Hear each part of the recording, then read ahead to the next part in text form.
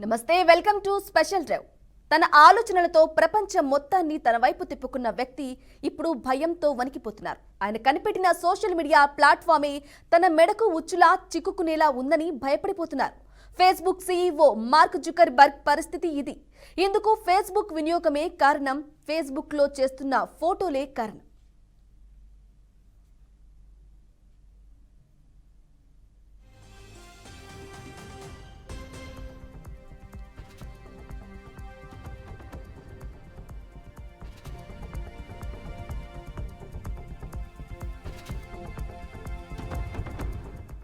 ఇక తనను చంపేస్తారేమోనని జుకర్బర్గ్ భయపడుతున్నారు. ఫేస్బుక్ లో దేవుణ్ణి అవమానిస్తూ కొందరు ఫోటోలు పెడుతున్నారని, ఈ పరిణామాలు ఎక్కడికి దారితీస్తాయో అర్థం కావటం లేదని ఆవేదన వ్యక్తం చేస్తున్నారు.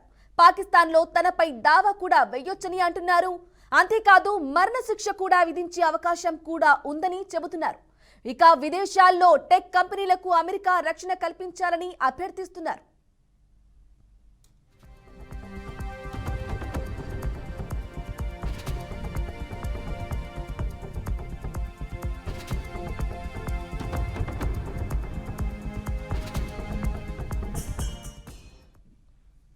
ఇక పరిధిలు దాటేలా ఫేస్బుక్ వినియోగం కంట్రోల్ చేయాల్సింది నిర్వాహకుల, అదుపులో ఉండాల్సింది వినియోగదారుల.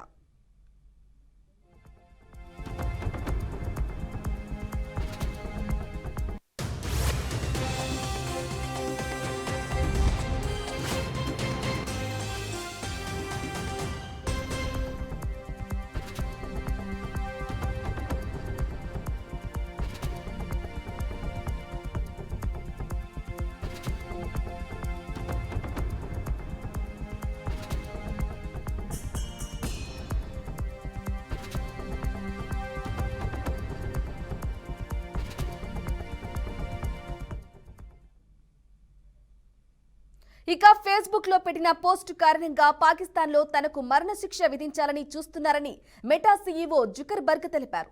ఇటీవల జో రోగన్ పాడ్కాస్ట్ లో పాల్గొన్న ఆయన ఈ మేరకు వ్యాఖ్యానించారు. పాకిస్తాన్లో ఫేస్బుక్ సంస్థపై నమోదైన దావా గురించి వెల్లడించారు.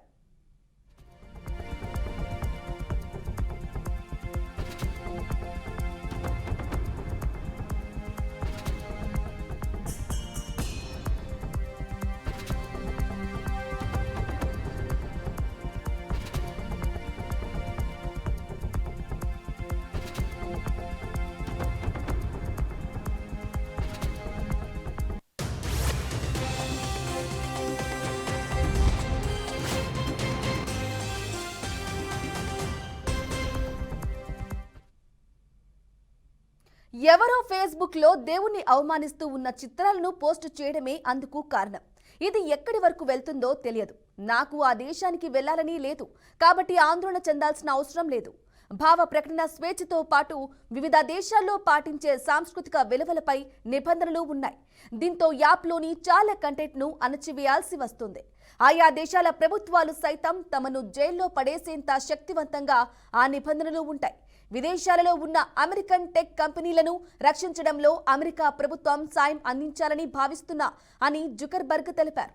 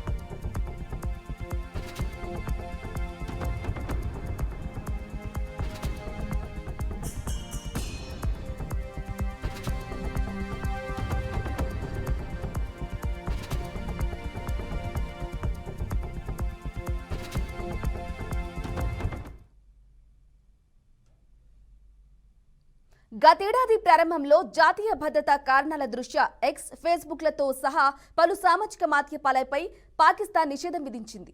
బలూచిస్తాన్ లిబరేషన్ ఆర్మీకి చెందిన ఉగ్రవాదులు తమ దేశ వ్యతిరేక కార్యకలాపాలను వ్యాప్తి చేసేందుకు వీటిని ఉపయోగిస్తున్నట్లు ఆరోపణ చేసింది. ఇక జుకర్బర్గ్ చంపేస్తారని భయపడుతున్నారు. ఇదే విషయానికి సంబంధించి వారి అభిప్రాయాన్ని వ్యక్తం చేయడానికి, అలాగే అనలిస్ట్ చేయడానికి ప్రముఖ అనలిస్ట్ మనతో పాటు బండారి రామ్మోహన్ గారు ఉన్నారు. నమస్కారం అండి.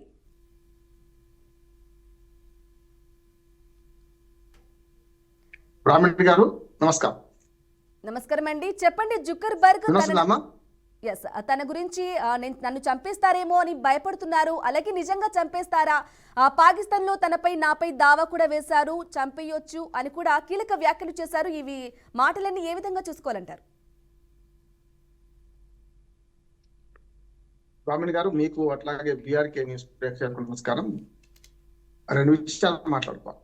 ఎంత తొందరగా ఎదిగారో అంత తొందరగా పతనం అవుతారు ఇప్పుడు ఎవరైనా సరే. మీరు చూడండి, ఫేస్బుక్ ఎదుగుదల, జుకర్బర్గ్ వయసు అంతా 41 సంవత్సరాలు ఇప్పుడు అంతా. ఆయన 20 ఏళ్లకే మొదలు పెట్టాడు ఏది ఫేస్బుక్ స్థాపన. అంతకుముందే ఒక రకంగా చెప్పాలంటే పువ్వు పుట్టగానే పరిమళించింది అన్నట్టు 11 ఏళ్ల వయసులోనే ఆయన ఇంట్లో ఉన్న కంప్యూటర్లు అనుసంధానం చేసుకుంటూ వాళ్ళు మాట్లాడుకునే ఒక యాప్ కనుక్కున్నాడు.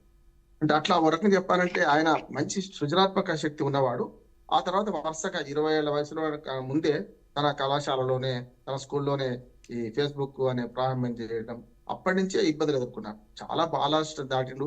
ఎన్ని బాలారిస్టులు అంటే కాలేజీ వాళ్ళు కూడా మా అనుమతి లేకుండా ఫోటోలు పెట్టారని ఆయన మీద కేసు పెట్టడము, ఆ తర్వాత వాళ్ళతో కాంప్రమైజ్ కావడం, ఇట్లా మొదలై మెల్లమెల్లగా పెద్ద పెద్ద కళాశాలలు, యూనివర్సిటీతో ఒప్పందం కుదుర్చుకుంటూ ఫేస్బుక్ ఇవాళ ఎదిగిందంటే ఒక్కొక్క మెట్టు ఎదుగుతూ వచ్చింది. మిగతా అన్నిటి తొక్కేస్తూ కూడా వచ్చింది. అసలు సోషల్ మీడియా అంటేనే, ఫేస్బుక్ అంటేనే మెటా సంస్థ ప్రధాన సంస్థ అయినా కూడా ఫేస్బుక్ అంటే అందరికి ముఖ పుస్తకం అంటే అందరికి పరిచయం.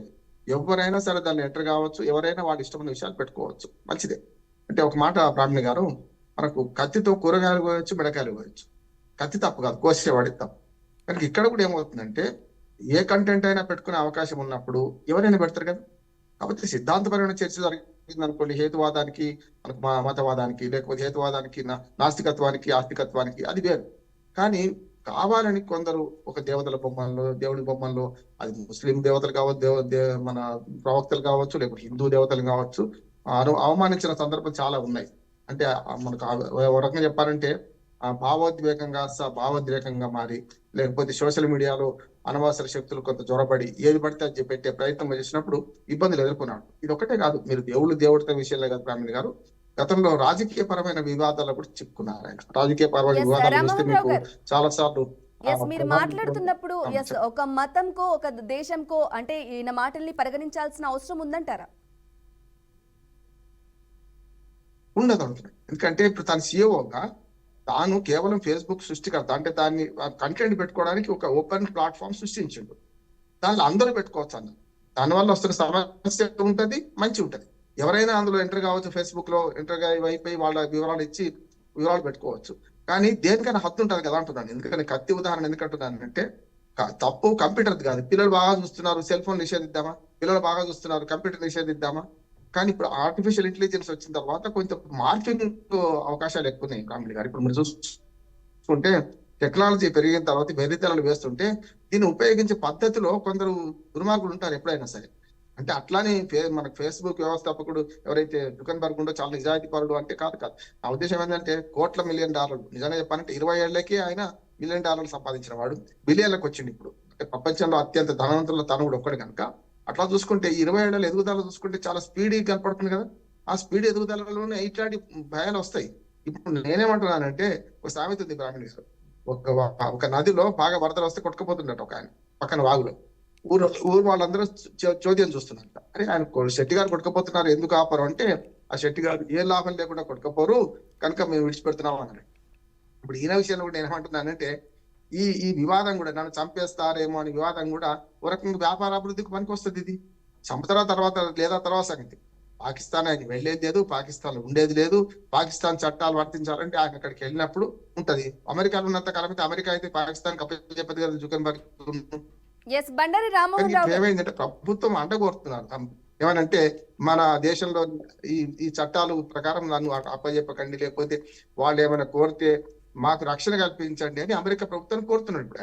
కనుక ఇవన్నీ కూడా సామాన్యులకు పెద్దగా అవసరం లేని విషయం. కానీ ఇప్పుడు మధ్యతరగతి కానీ చాలా మంది ఫేస్బుక్ ను ఫాలో అవుతున్నారు కనుక ఇది సంచలనం. ప్రపంచవ్యాప్తంగా ఫేస్బుక్ లేకపోతే అది పరువు తక్కువ అనే సమస్య అయిపోయింది చాలా ఎస్ మధ్యతరగతి ఎస్ మీరు వాళ్ళకి, చెప్పిన కానీ పాయింటే. స్టూడెంట్స్ కానీ ఇతరత్ర కానీ కనుక ఎస్. ఈ థ్రెట్ పెద్దగా ఉండకపోవచ్చు. ఓకే, ఫేస్బుక్ స్థాపించినంత మాత్రాన చెప్పండి. ఇంకా అందులో వచ్చే కంటెంట్ కు అలాగే ఫోటోలకు కూడా జుకర్బర్గ్ కారణమయ్యే పరిస్థితులు ఉన్నాయంటారా? అంటే స్థాపన తప్పు కాదు, నేను చెప్తున్నాను కదా. మీరు ఎప్పుడైనా చూడండి, ఆయన 11 ఏళ్లకే అంటే కంప్యూటర్ జ్ఞానం ఉన్నది, దాన్ని సృజనాత్మక నైపుణ్యం ఉన్నది, దాన్ని కుటుంబంలో మొదలు పెట్టిండు, తర్వాత కళాశాలలో మొదలు పెట్టిండు. అటువంటి అప్పుడే చాలా మనకి ఆయన చాలా ఇబ్బందులు ఎదుర్కొన్నాడు కాదట్లేదు. ఆ ఇబ్బందులతోనే ఎదిగిండు కదా అంటున్నాను. ఇబ్బందులు లేకుండా ఎవరు ఎదగరు. ఇప్పుడు ఇనుమునైనా సాగదీయాలంటే వేడి చేయాలి కదా. వేడి గురైండు, సాగదీసే ప్రయత్నం చేసిండు. కొందరు ఎదురైనా సరే చాలా కేసులు పడ్డాయి. ఇవాళ కొత్త కాదు, ఇవాళ వాళ్ళు థ్రెడ్ చేస్తున్నారు, పాకిస్తాన్ లో కేసు పెడతారేమో, మరణశిక్ష విధిస్తారేమో అంటున్నారు. కానీ గతంలో చాలా దేశాలు ఫేస్బుక్ మీద మండిపడ్డ సందర్భాలు ఉన్నాయి. దేశాధ్యక్షుడే స్వయంగా ఈ ఫేస్బుక్ ఏంటిది మా పరువు తీస్తుంది, లేకపోతే మాకు భద్రతకు కారణమవుతుంది, మా భద్రతకు ముప్పు కలుగుతుంది అని చెప్పి కొన్ని దేశాలు అబ్జెక్షన్ చెప్పినాయి. కానీ వాళ్ళ బ్రాహ్మణి గారు మనకు అమెరికాకు, ఇండియాకు, మన చైనాకు మధ్యన ఏదైతే ఆర్థిక యుద్ధం జరుగుతుందో ఇది కూడా కారణం అంటున్నాం. ఆ ఉద్దేశం ఏంటంటే చైనా అట్లా పాకిస్తాన్ కు కొంచెం మద్దతు చేస్తుంది, అమెరికా శత్రు మిత్రుడు అన్నట్టు ఆ రకంగా మరి పాకిస్తాన్ కు చైనా మద్దతు చేస్తున్న క్రమంలో కూడా ప్రపంచ పరిణామాలని, రాజకీయ పరిణామాలు ఈ వ్యాపారాన్ని కూడా ప్రభావితం చేస్తాయి. ఏమైనా సరే ఫేస్బుక్ లో కంట్రోల్ చేసే శక్తి తనకు లేదు. కాకపోతే కంటెంట్ తప్పుగా ఉంటే ఎవరైనా కంప్లైంట్ చేస్తే తీసేసే అవకాశం మాత్రం ఫేస్బుక్ సిఇఓగా తనకు ఉంటది. ఆ ఫేస్బుక్ ఆ పని చేస్తుంది. ఇప్పటిదాకా కొంచెం కంటెంట్ లో ఏమైనా ప్రజల మనోభావాలు దెబ్బతిన్నా, మతపరంగా కానీ లేకుంటే రాజకీయ పరంగా దెబ్బతింటే దాన్ని నిషేధించి తీసేసిన సందర్భాలు ఉన్నాయి. ఇప్పుడు ఇది కూడా తీసేయాలంటున్నాను. ఎప్పుడైనా సమాజంలో శాంతి సామరస్యం విలసిల్లాలంటే ఒక మతం మీద ఇంకో మతము, ఒక దేవుడి మీద ఇంకో దేవుడికి సంబంధించి నమ్మే వాళ్ళు ఇవి కొంచెం వ్యాఖ్యలు చేయవద్దు. శాంతి సామరస్యాలు కాపాడాలంటే ఎవరి అభిప్రాయమైనా వాళ్ళు చెప్పొచ్చు, కానీ మనిషికి స్వేచ్ఛ ఉంటది కదమ్మా. నేను చిన్నప్పుడు ఒక ఇంగ్లీష్ కథ చదువుకున్నాను. అందులో ఏముంటది అంటే మనిషి స్వేచ్ఛ ఎంతవరకు అని. అంటే మనకు కాళ్ళు చేతులు ఉన్నాయి కనుక ఇష్టం ఉన్నట్టు డాన్సులు చేసుకుంటూ రోడ్డు మీద కర్రసాము కత్తిసాము చేసుకుంటూ పోలేం కదా. మన స్వేచ్ఛ మన ముక్కు వరకే, శరీరాంగంలో అన్నిటికంటే పైకి ఉంటది. మన స్వేచ్ఛ అది దాటిపోవద్దు కదా అంటున్నాను. అందుకని ఇక్కడ జరిగింది అది. ఓకే, అయితే చెప్పండి, అంటే పాకిస్తాన్లో కానీ ఇతర దేశాల్లో కానీ ఉన్న కఠిన చట్టాలు జుకర్బర్గ్ పై చర్యలు తీసుకునేంత స్ట్రాంగ్ గా ఉంటాయంటారా? అంతే కదా. కొంచెం అది ఇస్లామిక్ కంట్రీ, అవును, దానిలో చట్టాలు శరీర చట్టాలు కూడా వర్తిస్తున్నాయి. కాకపోతే దుబాయ్ అంత కఠినంగా ఉండకపోవచ్చు, కానీ చాలా వరకు అయితే కఠినంగా ఉంటాయి చట్టాలు. కనుక మరణశిక్ష విధించడం, గతంలో పాకిస్తాన్ లో భుట్టో లాంటి వాడికి అధ్యక్షుడిగా పనిచేసి చాలా పేరున్న రాజకీయ నాయకుడిని చంపేశారు కదా మరణశిక్ష విధించి. అది కొత్త కాదంటున్నాను. మరణశిక్ష విధించడం రాజకీయ రంగంలో చాలా పెద్ద ఎత్తున జరిగింది మనకు, మీరు పాకిస్తాన్ లో చూసుకుంటే. కాకపోతే ఈయనకు మరణశిక్ష విధించిన ఆ దేశానికి ఎందుకు సరెండర్ చేస్తుంది అమెరికా? భయపడ్డం తప్ప అమెరికా అయితే సరెండర్ చేయదు కదా. కాకపోతే ఆ ఫేస్బుక్ లోని అంశాలు తీసేస్తే సరిపోతుంది. పాకిస్తాన్ తీవ్రంగా తీసుకుంటుందా? ఇప్పుడు అన్నది పాకిస్తాన్ అధ్యక్షుడు ప్రకటిస్తే వేరుగా ఉంటుండే, తనకు తానే ఆరోపించుకుంటుండే. ఇప్పుడు ఏమంటే అట్రిబ్యూట్ చేసుకుంటాడు తనకు తానే. ఇప్పుడు పాపం లేకపోతే భయమే లేదు కదా బ్రాహ్మణి గారు. ఇప్పుడు పాపం ఉంటేనే భయం. మరి తనకు తానే నన్ను చంపేస్తారేమో అంటుండే. అంటే నేను ఇది వ్యాపార అభివృద్ధిలో భాగం అని కూడా అంటున్నాను. నేను ఇంకో రకంగా అనుమాన పడుతున్నాను. ఇప్పుడు పాకిస్తాన్ అధ్యక్షుడో పాకిస్తాన్ సైనికాధికారో ప్రకటించిన అనుకోండి, అది వేరు. కానీ తనకు తానే పాకిస్తాన్ నా మీద హత్యానేరం, నా మీద నేరం మోపి నన్ను ఉరిశిక్ష వేస్తారేమో, లేకపోతే చంపేస్తారేమో అనే భయం తాను వ్యక్తం చేస్తున్నారు. వాళ్ళు ఏమన్నా అంటే వేరుంటుండే కదా. అందుకని ఇప్పుడు అమెరికా ప్రభుత్వ రక్షణ కోరుతున్నారు. ట్రంప్ కూడా టెంపరీ ట్రంప్ కనుక మరి ఎంతవరకు జుకర్బర్గ్ సహాయం చేస్తాడు? రేపు పొద్దున అమెరికా చట్టాలు ఎట్లా ఏం చెప్తున్నాయి? మరి ఒకవేళ పాకిస్తాన్ కానీ కోరితే అమెరికా చట్టాల ప్రకారం అప్పచెందం చెప్పడానికి వీలవుతుందా లేదా అనేది న్యాయమీమాంస. ఇది ఒక్క రోజులో జరిగేది కాదు. నేను అడ్వకేట్ చెప్తున్నాను. ప్రభుత్వం అయితే రెడ్ నోటీస్ ఇష్యూ చేసిన చాలా మందినే మన ఇండియాకి రప్పించలేకపోతున్నాం. చూస్తున్నాం కదా టెలిఫోన్ ట్యాపింగ్ కేసులో. ఇప్పుడు ప్రభాకర్ రావు గారు అమెరికాలో ఉన్నారు, ఇంతవరకు వచ్చిండా? ఎన్ని నోటీసులు, రెడ్ పోయింది, బ్లూ నో అని అన్ని రకాల నోటీసులు పోయినాయి కదా. ఎవరు వస్తున్నారు, ఏమవుతుంది? కనుక ఇది పెద్దగా సమస్య కాకపోవచ్చు, కానీ ఆయనకు సమస్య. ఆయనకు ఎప్పుడు థ్రెట్ ఉంటుంది, చాలా భద్రత బతుకుతాడు. ప్రపంచంలో అత్యంత ధనవంతుడిగా పేరున్నది. ఇప్పుడు తన సెక్యూరిటీ తనకు ఉంటుంది, తన భద్రత తనకు ఉంటుంది. కానీ పాకిస్తాన్ పోవాల్సిన అవసరం లేదు. అమెరికాలో కూడా గన్ కల్చర్ పెద్దది కదా, ఎవరైనా చంపేయచ్చు. అప్పుడు పాకిస్తాన్ నిందిస్తే లాభం ఏంది? అందుకనే తన భద్రత తాను చూసుకోవాలి. రెండోది, ఫేస్బుక్ విశృంఖలంగా పోకుండా చూడాల్సిన బాధ్యత కూడా తనకున్నది. పాకిస్తాన్ లో కూడా ఆందోళన జరుగుతున్నట్టున్నాయి, రకరకాల ఆందోళనలు జరుగుతాయి. ఈ ఫేస్బుక్ అనేది ఓపెన్ ఫోరం కనుక, ఓపెన్ ఫోరం లో ఎవరైనా పెట్టుకుంటుంటారు కనుక దాన్ని మనం ఈ సోషల్ మీడియా పోటీలో కూడా మనం భాగంగా చూడవచ్చు. ఎందుకంటే సోషల్ మీడియాలో కూడా 2-3 కంపెనీల మధ్య ఇప్పుడు అంతేందుకు మన డీప్ సీక్ చాట్ జీపీటీకి మధ్యన పోటీ జరుగుతుంది చూస్తున్నాం మనం. ఆ యుద్ధంలో ఎవరు గెలుస్తారు ఎవరు ఓడతారనే సమస్య. ఇప్పుడు అంతా కూడా ఆర్థిక యుద్ధాలు, సోషల్ మీడియా యుద్ధాలు, ముఖ్యంగా ఇట్లాంటి ప్లాట్ఫామ్ యుద్ధాలు జరగబోతున్నాయి త్వరలో. అంటే ఈజీగా డబ్బులు సంపాదించుకునే రంగం అయిపోయింది ఈ సోషల్ మీడియా కానీ, ఇవి కూడా యూట్యూబర్స్ కానీ వీళ్ళందరూ కూడా ఎంత వీలైతే అంత విద్వేషాన్ని వెలగెక్కో, లేకపోతే అవాకులు చవాకులు పేలో. ఇప్పుడు మనలాగా ఆరోగ్యకరమైన చర్చ చేస్తే ఎవరు చూస్తలేదమ్మా రామిని. అందుకని ఆరోగ్యకరమైన చర్చ కంటే వాటి తిట్టడమో వీటి కొట్టడమో చేస్తే చూస్తున్నారు ఎక్కువ మంది. అంటే అటువైపు తీసుకెళ్తున్నాయి సోషల్ మీడియా కూడా. అంతా కూడా మంచి, నేను దానిలో తప్పడతలేదు. కత్తితో కూరగాయలు కోయచ్చు, మెడకాయలు కోయచ్చు. మన సోషల్ మీడియా తప్పు కాదు, ఉపయోగించేవాడు తప్పు. పోసేవాడికి సిగ్గు ఉండాలి, కొడవలికి ఉండదు ఎప్పుడు సిగ్గు. Okay, yes. అంటే చెప్పండి, ఈ పరిస్థితి కేవలం జుకర్బర్గ్ మాత్రమే పరిమితం అంటారా, లేకుంటే వేరే టెక్ అధినేతలకు కూడా వర్తించే అవకాశాలు ఉన్నాయంటారా? ఇప్పుడు విద్వేషానికి ఏదైనా ఉంటది. చిన్న యూట్యూబర్ ని కూడా కొట్టే చంపిన సందర్భం చూస్తున్నాం కదా. మనం సోషల్ మీడియాలో పోస్ట్ పెట్టినని, లైకులు కొట్టలేదని ఎంత దుర్మార్గాలు జరుగుతున్నాయి. గతంలో గద్దర్ గారు పాట పాడిన కయ్యం పెట్టిందిరో కలర్ టీవీ ఇంటికి వచ్చాయని. ఇవాళ ఏమైందని సోషల్ మీడియా నాకు లైక్ కొట్టలేదని, లైకులు రాలేదని చచ్చిపోతున్నారు, ఆత్మహత్య చేసుకుంటున్నారు, హత్య చేస్తున్నారు. అంటే కింది స్థాయిలో ఇంత పోటీ ఉంటే, ఇంత దుర్మార్గం ఉంటే మరి జుకర్బర్గ్ లాంటి స్థాయిలో ఉంటదా అంటే ఉంటది. కనుక నేనేమంటున్నాను, దేనైనా ఉపయోగించుకునేంత వరకు ఉపయోగించుకోవాలి. అది మనం అతి సర్వత్ర చేయదన్న మనకు పెద్దలు. అంటే ఏది ఎక్కువైనా కష్టమే. ఇప్పుడు డబ్బు ఎక్కువైంది ఆయనకు, భయం ఎక్కువైంది. ఇప్పుడు ఎప్పుడు డబ్బు పెరుగుతుందో ఆస్తి పెరుగుతుందో భయం కూడా ఎక్కువ ఉంటది కదా, సహజంగా ఉంటది కదా. ఆస్తి లేనివాడికి ఏక నిరంజన్ అంటే రోడ్ల మీద తిరిగేవాడు అనుకోండి, వాడు ఎవరు దోసుకపోతాడు, వాడిని ఎవరిని తీసుకుపోతాడు, విద్యను దోసుకుపోలేడు. అందుకని ఇప్పుడు ఆయన విద్యను ఏం చేసిండు ఈ రంగంలో పెట్టిండు, మంచి ధనవంతుడు అయిండు, దాంతో పాటు పేరు సంపాదించుకున్నాడు. ఈ థ్రెడ్స్ ఉంటాయి ధనవంతుడికి కానీ, బాగా మేధస్తున్న వాళ్ళకి కానీ ఈ థ్రెడ్స్ ఉంటాయి. అంతేందుకు గతంలో శాస్త్రవేత్తల మెథడ్లను మనం ఏమైనా తీసి పరిశోధించవచ్చా అని కూడా శాస్త్రవేత్తలు పరిశీలించిందట. ఐన్స్టీన్ లాంటి మేధావి ఉన్నాడు, ఆయన మెదడును పరీక్షించి దొరుకుతుంది అని. భౌతికంగా దొరకదు, ఎందుకంటే ప్రాణం ఉన్నంత వరకే మెదడు పనిచేస్తుంది, ప్రాణం పోగానే అన్ని శరీర రంగాలు పోతాయి. అట్లా ఇక్కడ కూడా ఏంటంటే జుకర్బర్గ్ ఎదుగుదల చూస్తే చాలా వేగంగా ఎదిగిండు. 20 ఏళ్లలో ప్రపంచంలో అత్యంత కుబేరుడయ్యిండు. కానీ ఎదుగుదల ఎంత స్పీడ్ గా ఉంటుందో పతనం కూడా అంత స్పీడ్ గా ఉంటుంది అంటున్నాను. ఎప్పుడైనా శిఖరాగ్రానికి చేరుకున్న వాడికి పతనమే ఉంటది. ఈ రెండో దాన్ని కూడా నేను ఊహిస్తున్నా. ఎప్పుడైనా కూడా ప్రకృతి సమతుల్యత పట్టిస్తుందమ్మా. జనాభా పెరుగుదల కానీ, ప్రకృతి వైపరీత్యాలు చూడండి. ఒక దగ్గర మొత్తం వేలాది లక్షలను చనిపోతారు, ఒక దగ్గర జనాభా రేటు పెరుగుతుంటది. ఇవి జరుగుతుంటాయి. ప్రకృతి సమతుల్యత ఎట్లా చేసుకుంటుందో సమాజం కూడా సమతుల్యత చేసుకుంటది. మొత్తం మీద జుకర్బర్గ్ వచ్చిన కష్టం మనకు వచ్చిన కష్టం కాదు, అది యూట్యూబర్ నుంచి మొదలుపెట్టి దాకున్నదే. అతి ఎక్కువ చేస్తే ఎవరికైనా కష్టాలు వస్తాయి, దానిలో మనం సానుభూతి చూపించాల్సిన అవసరం లేదు. కానీ ఇది ఎంతవరకు దారి తీస్తుంది అంటే నేనేమంటున్నానంటే అమెరికాలో ఉన్నంత వరకు ఆయనకి ఏమి ముప్పు ఉండదు. కాకపోతే అమెరికాలో ఒక గన్ కల్చర్ వల్ల ఎవరైనా పాకిస్తానీలో లేకపోతే ఇతరత్ర తీవ్రవాదులు ముస్లిం మతానికి బాగా అనుకున్న వాళ్ళు చంపొచ్చు. దాన్ని మనం ఏం చేస్తాం, రక్షణ కల్పించుకోవాలి. తనంతాను ప్రభుత్వం నుంచి రక్షణ కోరాలి. అదే చేసిండు ఇప్పుడు ఆయన. ఓకే, బండారి రామ్మోహన్ రావు గారు, ఫైనల్ గా చెప్పండి, సోషల్ మీడియాలో వచ్చే కంటెంట్ కానీ, ఫోటోలు కానీ, ఇక వీడియోస్ కి సంబంధించి అయ్యే వాటిపై ఒక మతంలో, ఒక దేశంలో ఉద్దేశపూర్వకంగా పెట్టే పోస్టులకు కూడా అంటే వాటిని కంట్రోల్ చేయాల్సిన అవసరం ఎవరికుందంటారు? అలాగే కంట్రోల్ చేయాల్సింది నిర్వాహకులా లేదంటే వినియోగదారులా? మీరేమంటారు? రెండమ్మా, నేను చెప్తున్నాను రెండు. ఒకటేమో వినియోగదారులు ఫేస్బుక్ ఉందని ఏది పడితే అది పెట్టొద్దు. నెంబర్ 1 మనం సంయమనం పాటించాలి. రెండోది అంతకు మించి శృతి మించి రాగాన పడ్డది అనుకోండి, నిర్వాహకులు దాని మీద చర్య తీసుకోవాలి. రెండు చేయాలి. అంతేందుకు కాపీ రైట్ యాక్ట్ ను ఉల్లంఘించి ఎవరైనా కొత్త మెటీరియల్ వాడండి అనుకోండి, వాళ్ళ మీద చర్యలు ఉంటున్నాయి కదా. చట్టాలు పగడమంది. సోషల్ మీడియా కూడా గతంలో లేని చట్టాలు కూడా కొత్తగా ఇప్పుడు సైబర్ క్రైమ్ మీద వచ్చినాయి. నేను అడ్వకేట్ చెప్తున్నాను, చాలా ఆర్టిఫిషియల్ ఇంటెలిజెన్స్ లో కూడా మీ ఫోటో పెట్టి ఎవరైనా మార్పింగ్ చేయొచ్చు.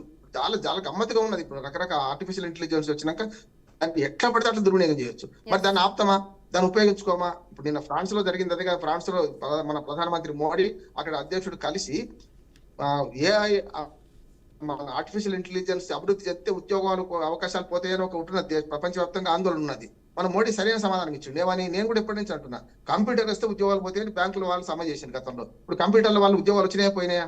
ఇవాళ ప్రపంచవ్యాప్తంగా ఈ సైబర్ మన ఏమంటారు మన ఈ టెక్నాలజీ పెరిగిన తర్వాత కోట్ల ఉద్యోగాలు సృష్టించబడ్డాయి కదా మనకు.